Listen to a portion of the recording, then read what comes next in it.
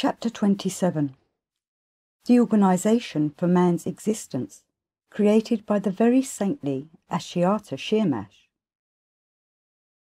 Beelzebub continued to relate further as follows. My further researches and investigations also cleared up for me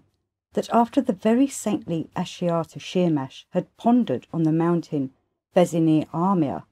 and had formulated in his mind a definite plan for his further most saintly activities, he did not again return to the city of Babylon, but went straight to the capital city, Gurdjieff, of the country then called Tek, which was situated in the middle of the continent Asia. There he first of all established relations with the brethren of the then existing brotherhood, Tori, a name signifying to be or not to be at all, which had its quarters not far from that city. This said brotherhood was founded 5 of their years before the arrival there of the Very Saintly Ashiata Shiemash, on the initiative of 2 genuine terrestrial initiates, who had become initiates according to the principles existing, as it was then said there, before the Ashiatian epoch. The name of one of these 2 terrestrial free-brained beings of that time, who had become genuine initiates there, was Pandolero, and of the other, Sensi Smiriniculo. I must remark, by the way, that both of these 2 terrestrial genuine initiates of that time had already by then coated in their common presences their higher being parts to the gradation called completion, and hence they had time, during their further existence, to perfect these higher parts of theirs to the required gradation of sacred objective reason. And now their perfected higher being parts have even become worthy to have, and already now have, the place of their further existence on the holy planet Purgatory. According to my latest investigations, when, in all the separate spiritualized parts of the common presences of these 2 free-brained beings of that period, Pandolero and Sensi Maricani, there arose and was continuously sensed the suspicion, which later became a conviction, that owing to some obviously non-lawful causes, something very undesirable for them personally had been acquired and had begun to function in their general organisation, and that at the same time it was possible for this something very undesirable to be removed from themselves by means of their own data within themselves. They then sought several other beings like themselves who were striving for this same aim, in order together to try to achieve the removal from themselves of this said something very undesirable. And when they soon found beings responding to this aim amongst what are called the monks of places called monasteries, of which there were already many of that period in the environs of the town Gurdjieff, they, together with these monks chosen by them, founded the said brotherhood. And so, after arriving in the town Gurdjieff, the Very Saintly Ashiata Shiemash established corresponding relations with these brethren of the mentioned brotherhood, who were working upon that abnormally proceeding functioning of their psyche which they themselves had constated, and he began enlightening their reason by means of objectively true information, and guiding their being impulses in such a way that they could sense these truths without the participation either of the abnormally crystallized factors already within their presences, or of the factors which might newly arise from the results of the external perceptions they obtained from the abnormally established form of ordinary being existence. While enlightening the brethren of the said brotherhood in the mentioned way, and discussing his suppositions and intentions with them, the Very Saintly Ashiata Shiemash occupied himself at the same time in drawing up what are called the rules or as it is also said there, statuettes for this brotherhood, which he, in association with these brethren, he initiated of the former brotherhood, Chekdafnantori, founded in the town George and which later was called the brotherhood Heech which signified, only he will be called and will become the Son of God, who acquires in himself conscience. Later, when, with the participation of these brethren of the former brotherhood Chukaftontori, everything had been worked out and organised, the Very Saintly Ashiata Shiemash sent these same brethren to various places and commissioned them under his general guidance to spread the information that in the subconsciousness of people there are crystallized and are always present the data manifested from above for engendering in them the divine impulse of genuine conscience, and that only he who acquires the ableness that the actions of these data participate in the functioning of that consciousness of theirs in which they pass their everyday existence, has, in the objective sense, the honest right to be called and really to be a genuine son of our common Father Creator of all that exists. These brethren then preached this objective truth, at first chiefly among the monks of the mentioned monasteries, many of which, as I have already said, existed in the environs of the town itself. The result of these preachings of theirs was that they first of all selected 35 serious and well-prepared what are called novices of this first brotherhood, Heech Tavori, which they founded in the city Jolfapal. Thereafter, the Very Saintly Ashiata Shiemash, while continuing to enlighten the minds of the former brethren of the brotherhood Chukaftantori, then began with the help of these brethren to enlighten the reason of those 35 novices also. So it continued during the whole of one of their years, and only after this did some of them from among the brethren of the former brotherhood Chukaftantori, and from among the 35 said novices, gradually prove worthy to become what are called all the rights possessing brethren of this first brotherhood, Heech Tavori. According to the statuettes drawn up by the Very Saintly Ashiata Shiemash, any brother could become an all the rights possessing brother of the brotherhood Heech Tavori only when, in addition to the other also foreseen definite objective attainments, he could bring himself, in the sense of ableness of conscious direction of the functioning of his own psyche, to be able to know how to convince to perfection 100 other beings, and to prove to them that the impulse of being objective conscience exists in man. And secondly, how it must be manifested in order that a man may respond to the real sense and aim of his existence.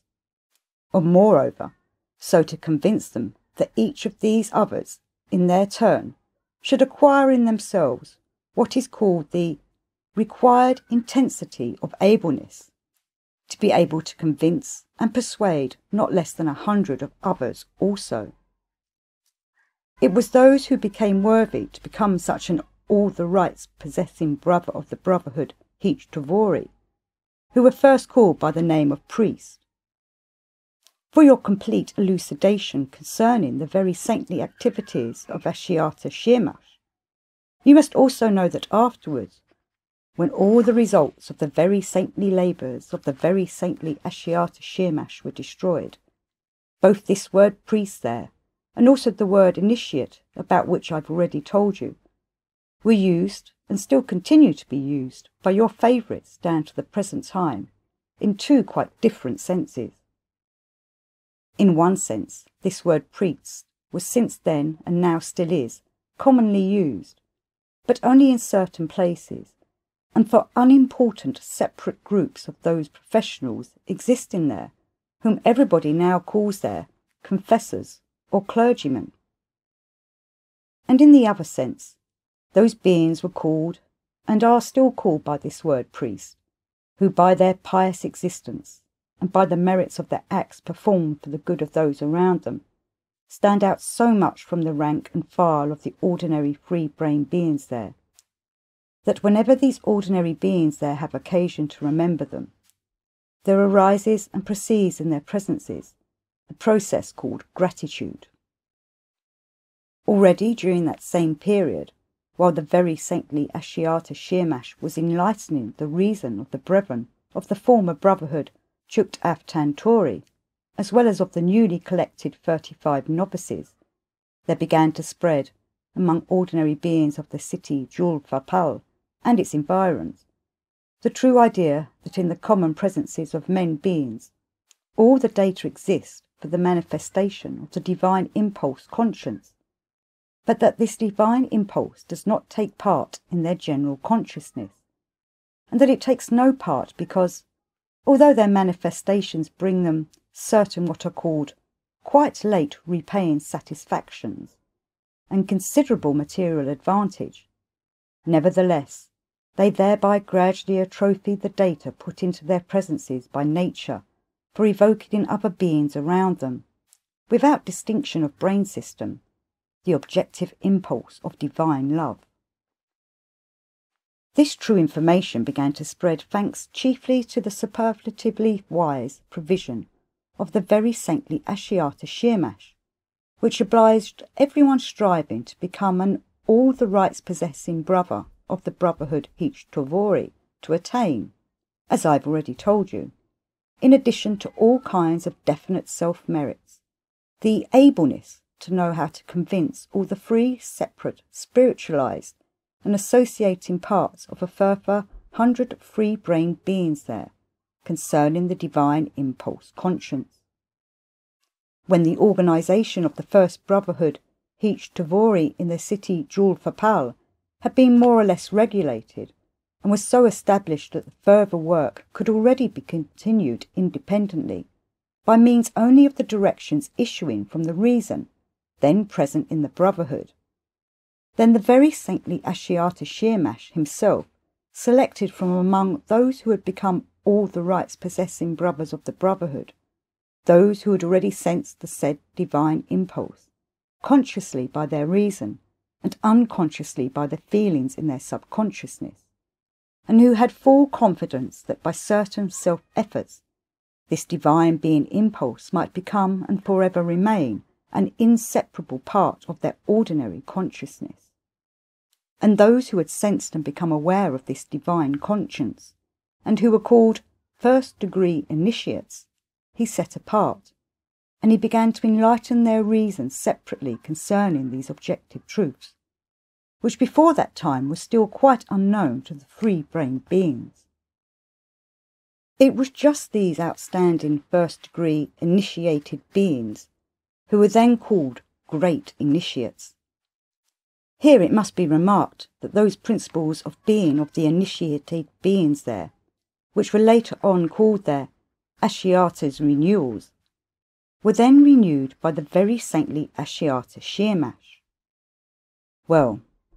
then it was to those great initiates who were first set apart that the Very Saintly Ashiata Shiemash, now already the most very saintly, then among other things also elucidated in detail what this being impulse objective conscience is, and how factors arise for its manifestation in the presences of the free-brained beings. And concerning this he once said as follows: the factors for the being impulse conscience arise in the presences of the free-brained beings from the localization of the particles of the emanations of the sorrow of our omni-loving and long-suffering, endless Creator. That is why the source of the manifestation of genuine conscience in free-centered beings is sometimes called the representative of the Creator.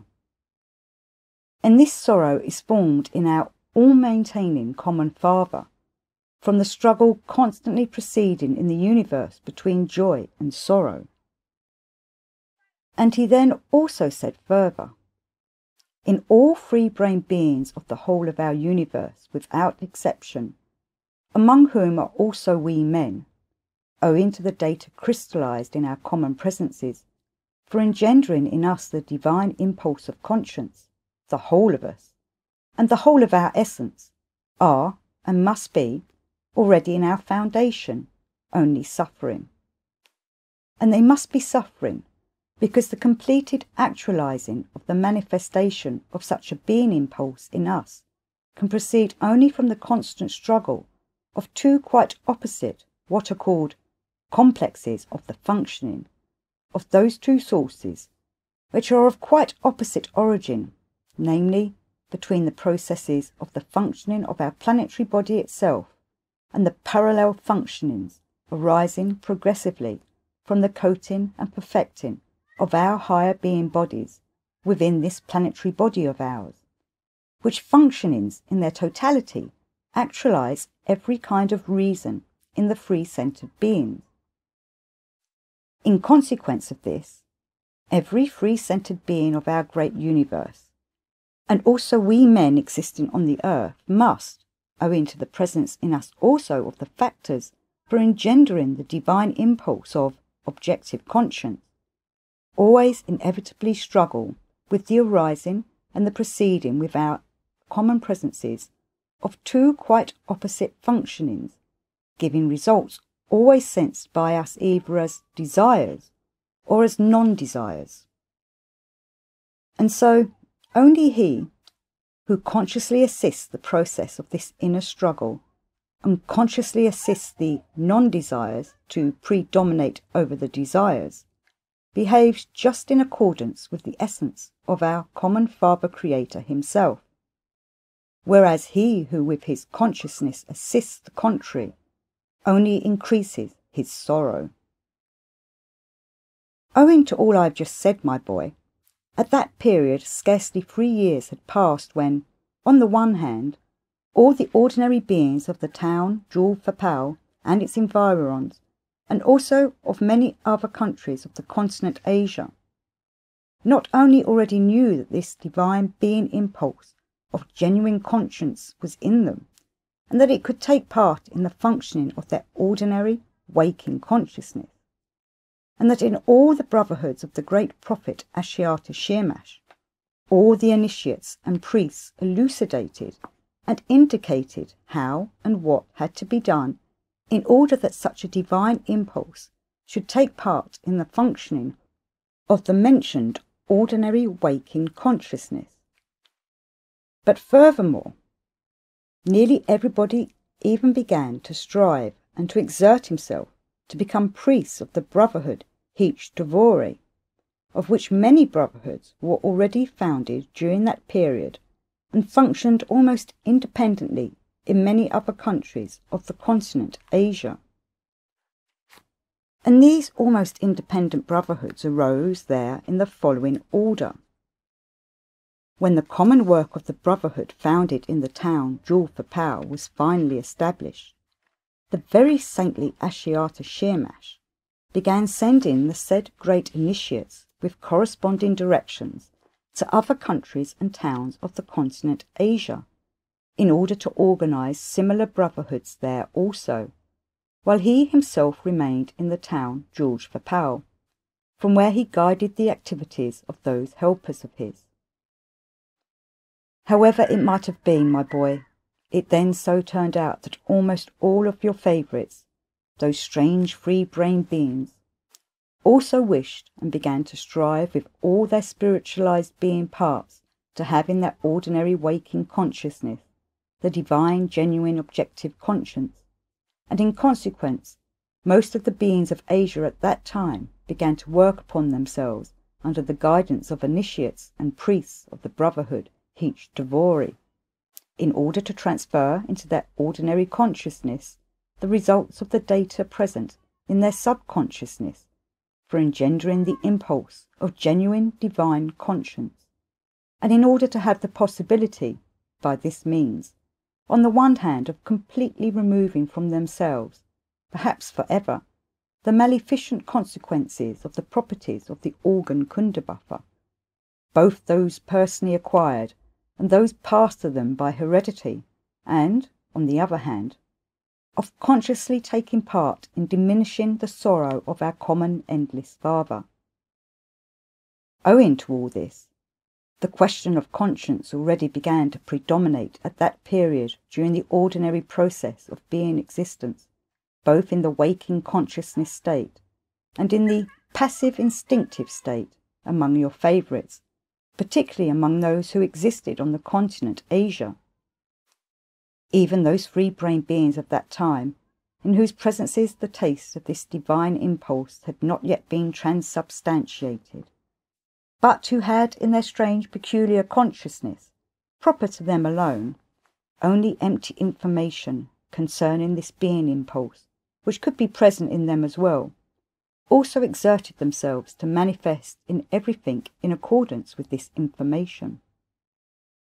The total result, however, of everything I have mentioned, was that within 10 terrestrial years there had disappeared of their own accord those two chief forms of ordinary being existence abnormally established there, from which there chiefly flow, and still continue to flow,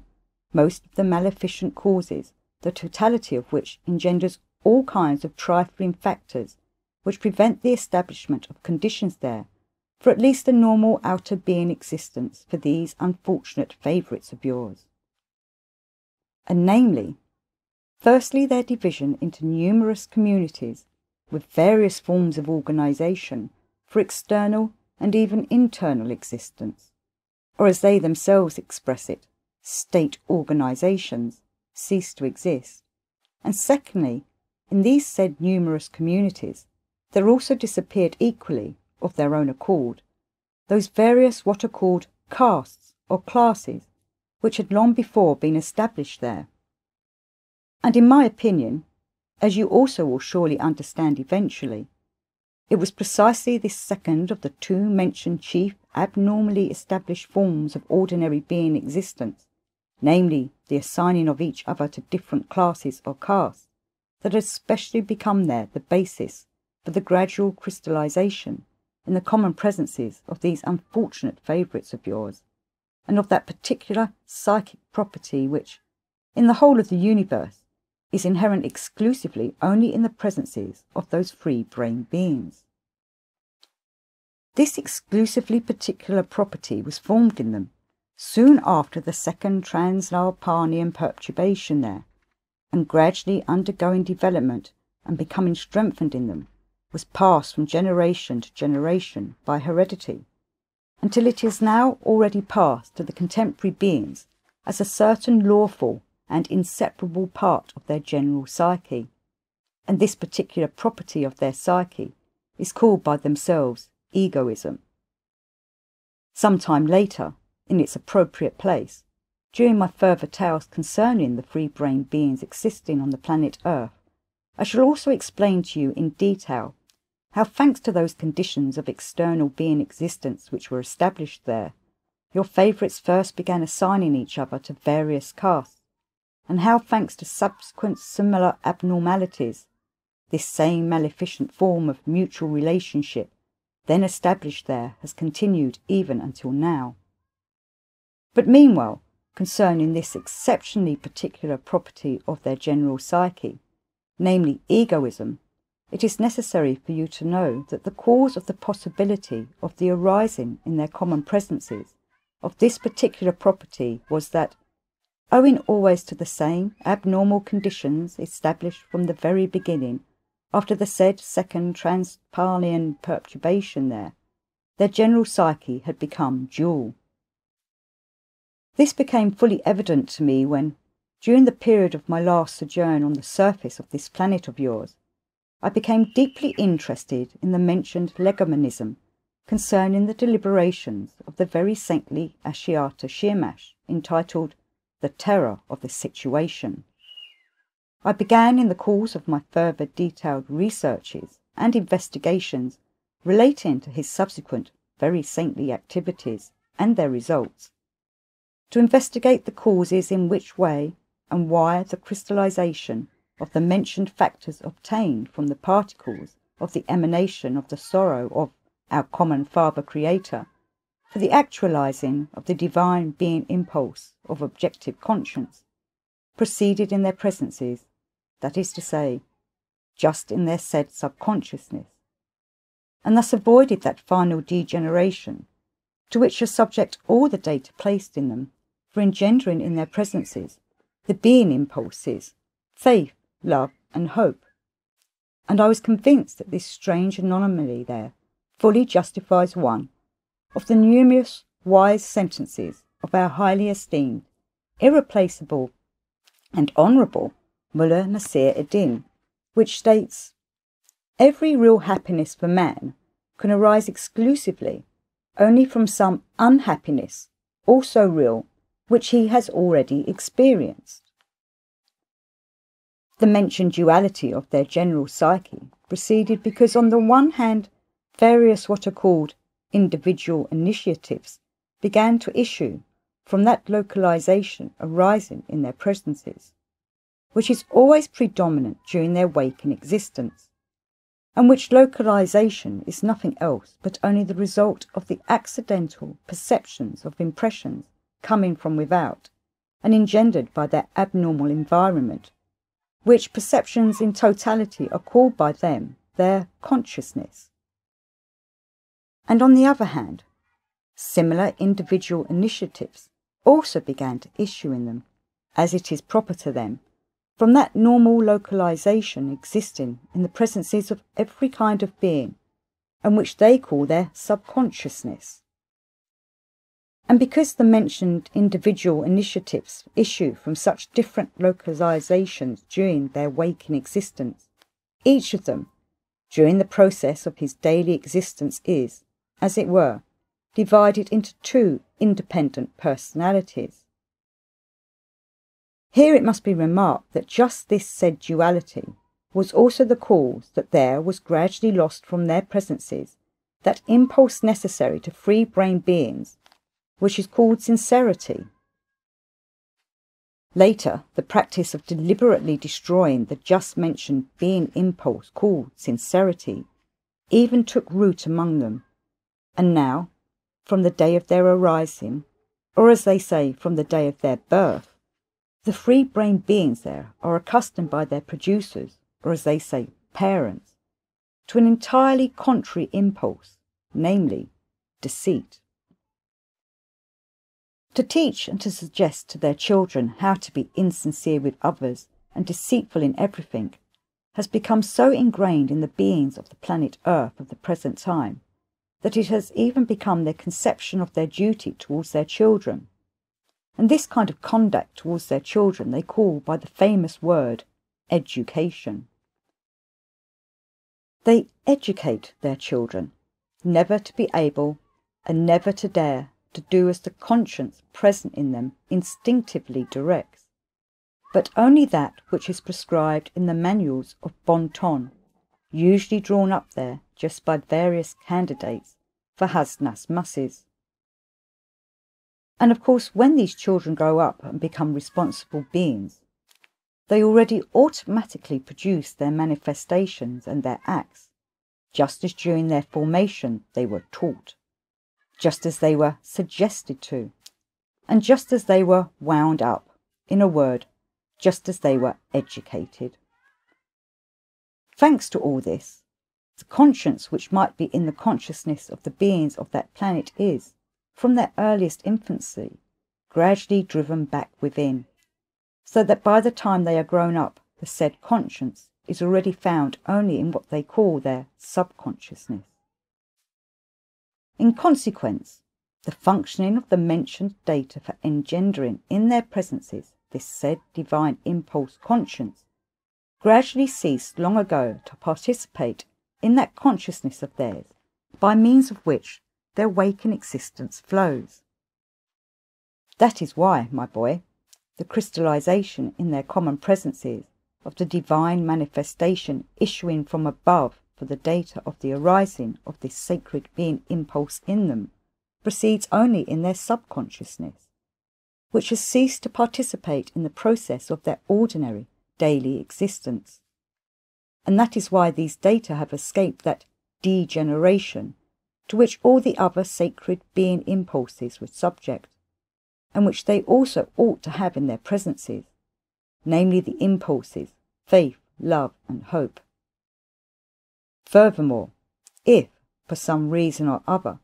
the actions of the divine data, crystallized in their presences for the said being impulse, should now begin to manifest themselves in them from their subconsciousness, and should strive to participate in the functioning of their abnormally formed ordinary consciousness,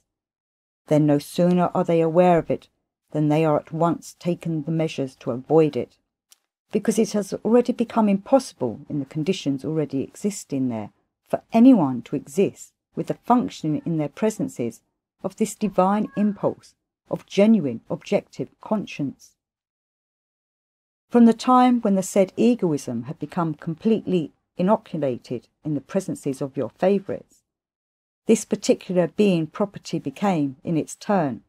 the fundamental contributory factor in the gradual crystallization in their general psyche of the data for the arising of still several other quite exclusively particular being impulses now existing there under the names of cunning, envy, hate, hypocrisy, contempt, haughtiness, civility, slyness, ambition, double-facedness, and so on and so forth. These exclusively particular properties of their psyche which I have just named, utterly unbecoming to free-brain beings, were already fully crystallized in the presences of most of your favourites,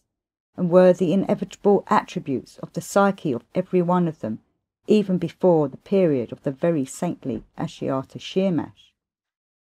But when they began to be fixed and to flow automatically in the process of their being existence, the new form of existence, intentionally implanted in them by Ashiata Shiemash himself, then these strange properties, previously present in their psyche, entirely disappeared from the presences of most of the free-brain beings there. Later, however,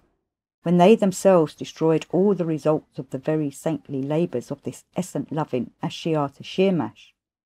these same psychic properties, maleficent for themselves, gradually again arose anew in all of them, and, for them, the contemporary free-brain beings there, they are already the foundation of the whole of their essence. Well, then, my boy, when the data arose in the common presences of your favourites for engendering this unique particular being impulse egoism, and when gradually evolving and giving rise to factors ensuing from it for other also particular but now secondary strange being impulses, this said unique property egoism usurped the place of the unique all-autocratic ruler in their general organisation. Then, not only every manifestation, but even what is called the desire for the arising of such a divine being impulse became a hindrance to the actions of this all-autocratic ruler. And in consequence of this, when eventually your favourites had already, by force of necessity, both consciously and unconsciously, always and in everything, prevented it partaking in the functioning of that consciousness of theirs through the control of which it had become proper for them to actualize their waking existence, the actions of these divine data were gradually, as it were, removed from the functioning of their ordinary consciousness, and participated only in the functioning of their said subconsciousness. And it was only after my detailed researches and investigations had made all the foregoing clear to me that I understood why there arose, and why there still exists, that division of themselves there into various classes or castes, which is particularly maleficent for them. My later detailed researches and investigations very definitely and clearly showed me that, in that consciousness of theirs, which they call their subconsciousness, even in the beings of the present time,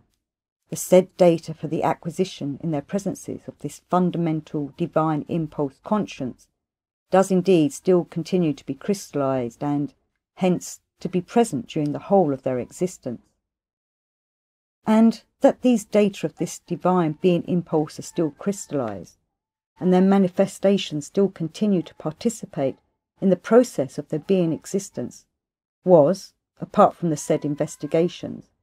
further confirmed by the fact that I frequently had a good deal of difficulty on account of it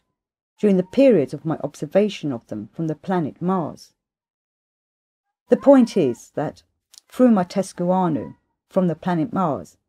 I could freely observe without any difficulty whatsoever the existence proceeding on the surfaces of the other planets of that solar system, but making my observations of the process of the existence proceeding on the surface of your planet was, owing to the special coloration of its atmosphere, a real misery. And this special coloration occurred, as I later ascertained, because there appeared from time to time, in the presence of this atmosphere, large quantities of those crystallizations which were frequently radiated from the presences of these favourites of yours, owing to that particular inner impulse which they themselves call remorse of conscience. And this proceeded because in those of them who chanced to receive and experience some kind of what is called shock to organic shame, the associations proceeding from their previous impressions almost always become changed, calmed, and sometimes even for a time entirely cease in them, which associations, as I have already told you, consist mostly of various kinds of what is called rubbish. In consequence, there is then automatically obtained, in these free-brain beings there, such a combination of functioning in their common presences as temporarily frees the data presence in their subconsciousness for the manifestation of the divine impulse conscience and for its participation in the functioning of their ordinary consciousness, with the result that this said remorse of conscience proceeds in them. And as this remorse of conscience gives rise to the mentioned particular crystallizations which issue from them with their other radiations, the result is that the totality of all these radiations occasionally gives the atmosphere of this planet of yours that particular coloration which hinders the being organ of sight from penetrating freely through it. Here it is necessary to say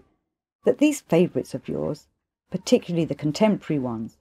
become ideally expert in not allowing this inner impulse of theirs, called remorse of conscience, to linger long in their common presences. No sooner do they begin to sense the beginning, or even only, so to say, the prick of the arising of the functioning of them of such a being impulse, then they immediately, as it is said, squash it, whereupon this impulse, not yet quite formed in them, at once calms down. For this squashing of the beginning of any remorse of conscience in themselves, they have even invented some very efficient special means, which now exist there under the names of alcoholism, cocainism, morphinism, nicotinism, onanism, monkism, athenianism, and others which names also end in ism. I repeat, my boy, at a certain occasion I shall explain to you in detail also about the results issuing from the abnormally established conditions of ordinary existence there, which became factors for the arising and the permanent existence there of this, for them, maleficent assignment of themselves to various castes.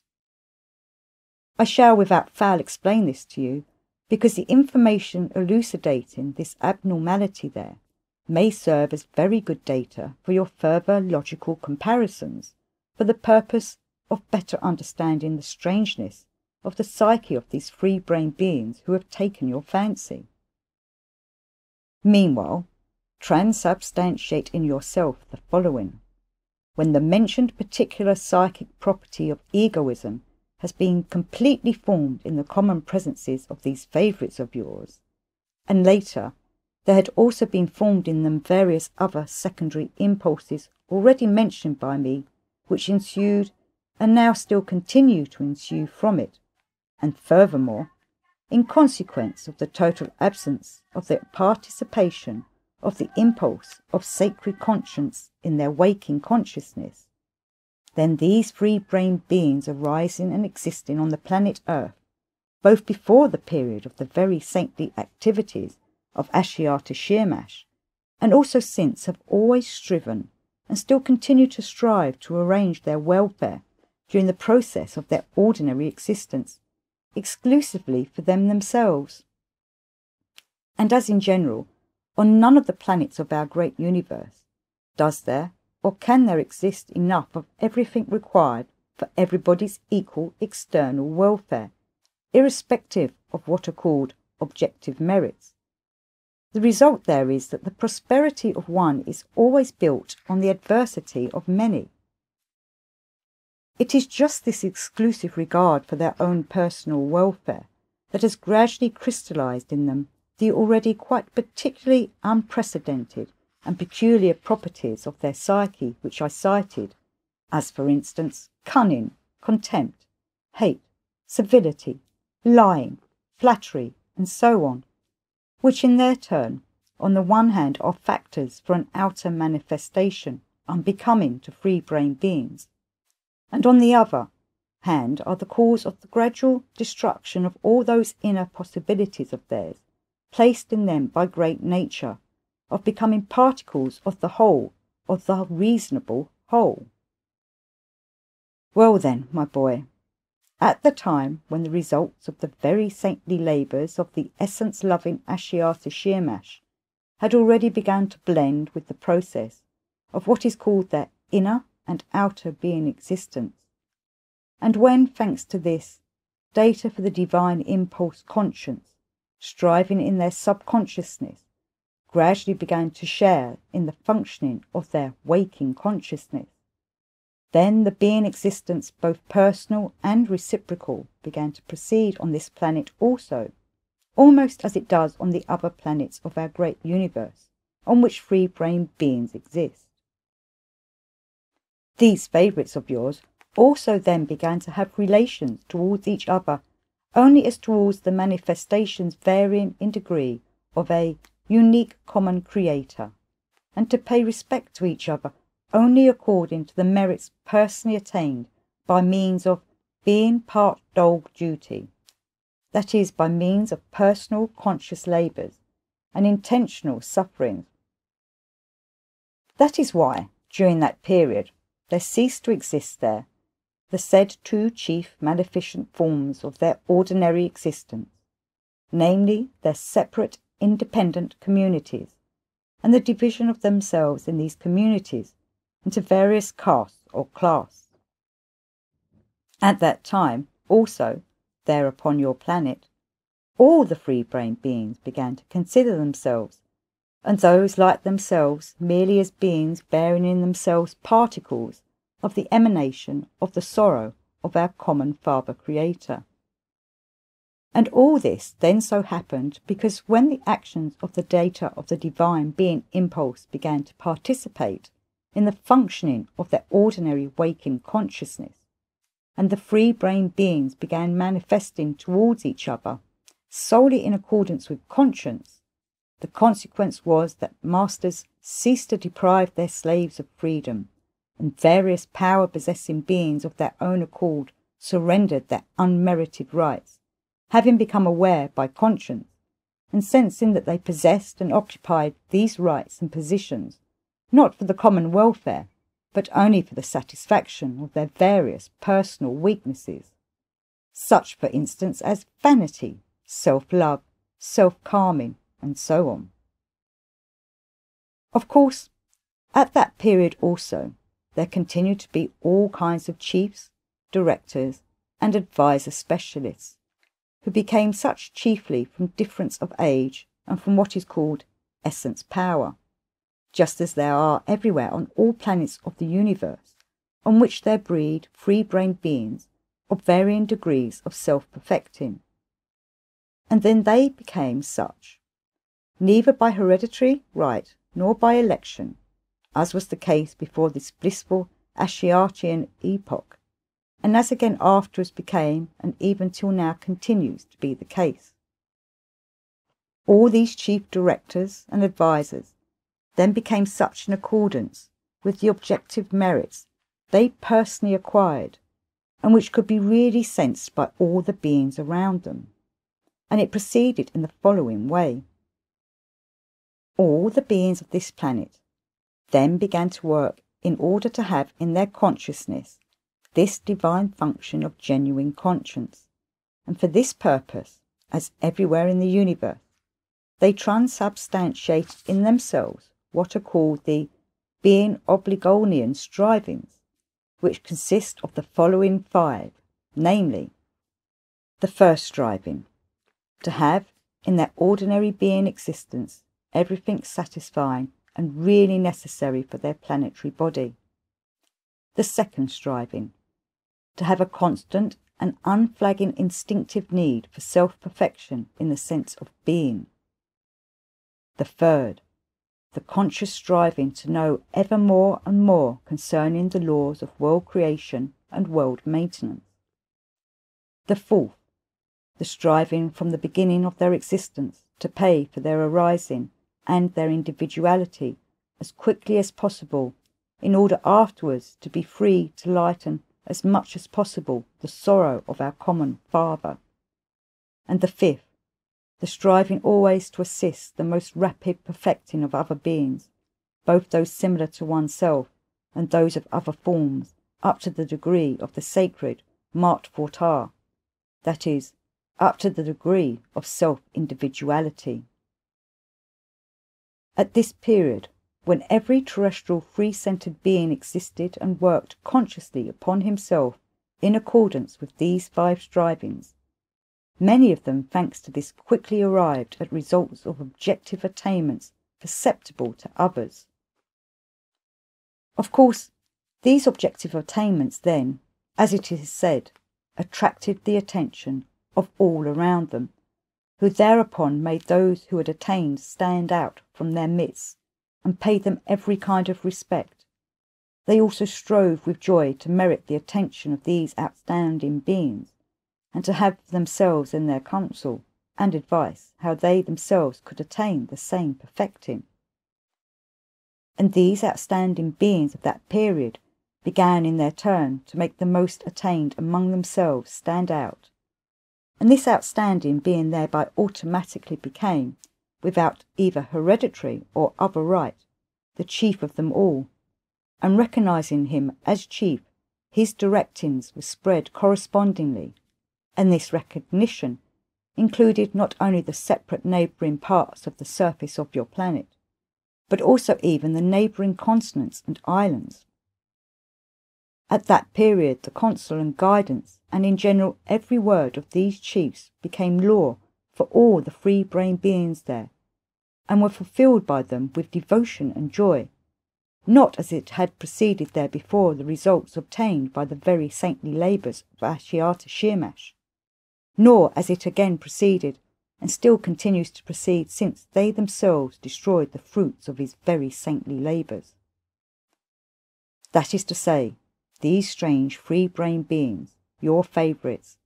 now carry out the various commands and orders of their chiefs, and, as they are called, kings, only from fear of what are called bayonets and lousy cells, of which there are a great many at the disposition of these chiefs and kings. The results of the very saintly labours of Ashiata Shiemash were then also very definitely reflected in respect of that terrible peculiarity of the manifestation of the psyche of your favourites, namely in their irresistible urge for the periodic destruction of each other's existence. The process of reciprocal destruction established there, and ensuing from that terrible particularity of their psyche, entirely ceased on the continent Asia, and only proceeded occasionally on those large and small parts of the surface of that planet of yours, which were far from the continent Asia. And this continued there only because, owing to their distance, the influence of the initiates and priests could not reach and be transubstantiated in the presences of the beings on these parts of the surface of your planet. But the most astonishing and significant result of the very saintly labours of Ashiata Shiemash was that at that period, not only did the duration of the existence of these unfortunates become a little more normal, that is to say, it began to increase, But also what they call the death rate also diminished, and at the same time the number of their results manifested for the prolongation of their generation, that is, as they say, their birth rate, diminished to at least a fifth. Thereby, there was even practically demonstrated one of the cosmic laws, namely what is called the law of the equilibration of vibrations, that is, of vibrations arising from the evolutions and involutions of the cosmic substances required for the most great omni-cosmic trog-auto-ego-crat. The said decline in both their death rate and their birth rate proceeded because, as they approximated to an existence normal for the free-centered beings, they also began to radiate from themselves vibrations responding more closely to the requirements of great nature, thanks to which nature needed less of those vibrations which are in general obtained from the destruction of the existence of beings. You will also understand well about this cosmic law, equilibration of vibrations, when at the proper time I shall explain to you in detail, as I have already many times promised you,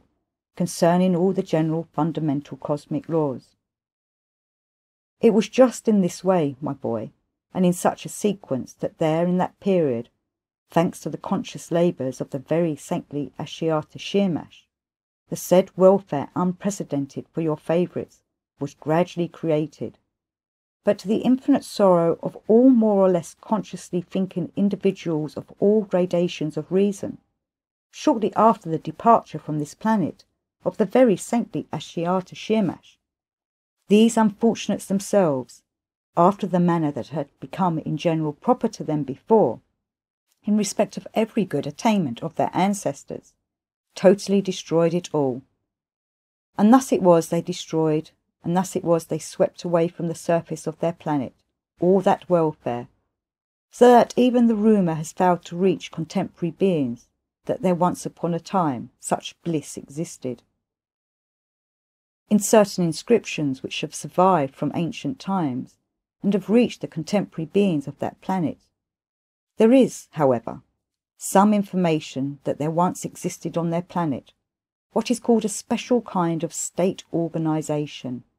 and that at the head of every such state were beings of the highest attainments. And on the basis of this information, the contemporary beings have invented just a mere name for this state organisation. They call it a priest organisation, and that is all. But what constituted this priest organisation? How and why it was? Is it not all the same to the contemporary beings of the planet Earth what ancient savages did?